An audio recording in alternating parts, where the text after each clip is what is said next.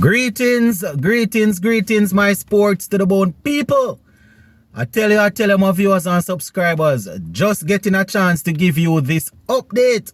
But I woke up earlier this morning and realized that West Indies A, they were able to get the better of Bangladesh A in that second unofficial test match.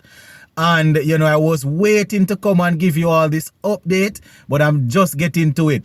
So good victory by the guys. And, shout out to Kevin Sinclair. He was able to get a couple of wickets quickly. And as a result of that, we were able to take care of business.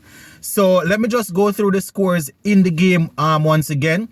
So Bangladesh A 237 and 297. West Indies A 345 and 190 for 7. So that is how it looked, my viewers and subscribers. And as I said, things really worked out well for us. We were able to go out there and finish things off. So let me just give you things from the second innings bowling for us so you can hear how the bowlers were able to wrap things up. So we have Hakeem Jordan. He finished off with 2 for 38. Raymond Reifer 1 for 48. And we had Jair McAllister 2 for 42. But the pick of the bowlers that did well for us on that final day was Kevin Sinclair. So he finished off with 5 for 79 in that second innings there. 5 for 79 goes to show that Kevin Sinclair is definitely putting in the work and he's just moving gradually, my viewers and subscribers. It's a good look.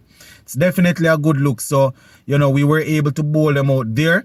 Let me just give you our batting in the second innings, and then I will just reverse and go back to the I'll just reverse to the first innings. So 190 for 7 or 49.5 overs allowed us to win that game by 3 wickets. Tejnaran Shandopal at the top there made 22 from 66. Kirk McKenzie got 12 from 15. Raymond Reifer got 22 from 41. Alec Arthanes wasn't able to settle in this time around. He made 4. And Brandon King, my viewers and subscribers, finally came to the party when it was absolutely needed. He made 54 from 78. And Casey Carty made 2. Joshua Da Silva, the captain, getting another captain's knock, 48 or 51. And we had Kevin Sinclair getting 4. Hakeem Jordan was left not out on 20.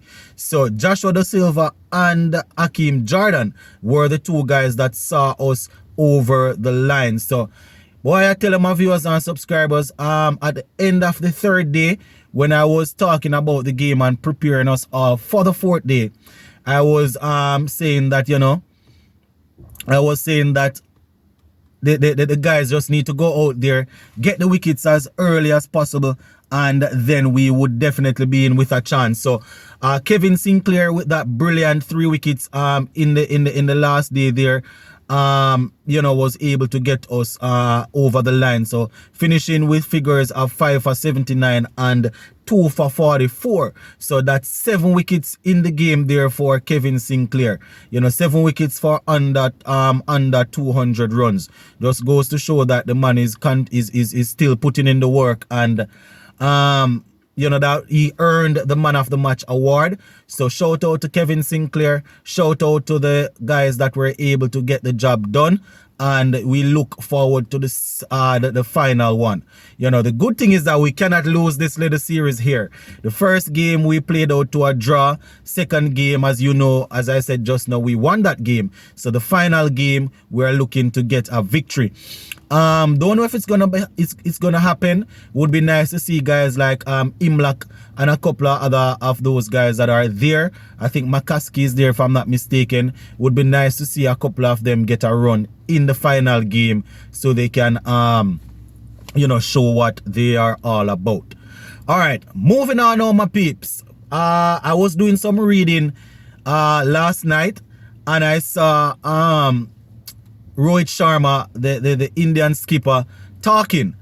And you know, he was basically talking about um the same franchise thing. You understand? And saying that it's gonna be important for teams to well, he wasn't even only talking about franchise thing. He was talking about in the same T20 cricket that the guys that we call the anchors, they are no longer needed in cricket, in T20 cricket, that is. So he was talking about not only franchise cricket but T20 cricket in general, and saying that, you know, the traditional anchorman that we like to talk about is no longer needed.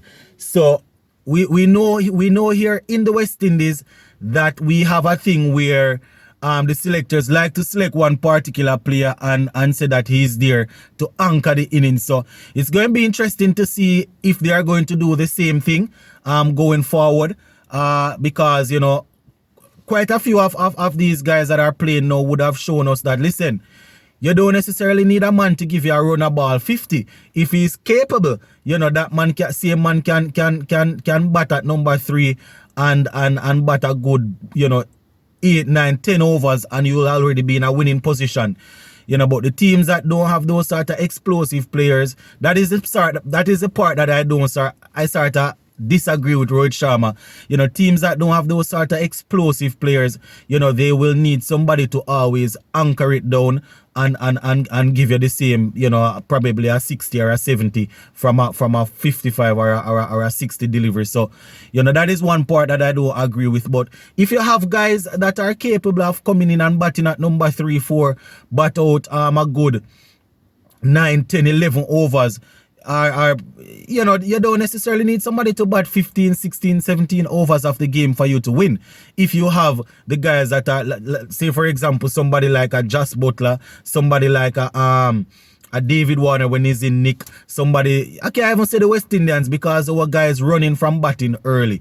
The guys that we should have batting early, like the Pooran and the Hetmeyer, when those guys playing international cricket, everybody want bat at number 4, 5 and 6. So, you know, it's you can say it works both ways. You understand? Teams like, not to pick on Sri Lanka or New Zealand, but, you know, because they too have guys that are explosive. But, you know, these teams would have proven to us that there are different ways to win the game apart from going and getting somebody that can always score 90 from 35 or from 40 deliveries. So, you know, it's with how West Indies is going now, I think we're always going to need an anchor. That is how our cricket is. Funny enough, we have some of the most explosive cricketers in the world, but I think we need an anchor because I don't see anybody that is willing to I don't see anybody that is going to, you can say, yeah, this guy is going to consistently give you a 80 from a 40 deliveries. We have guys that are capable, but I don't know if anybody's going to consistently do that. So there's something for us to think about, my peeps. Gonna leave it right here for now. I will touch base again later. Big up.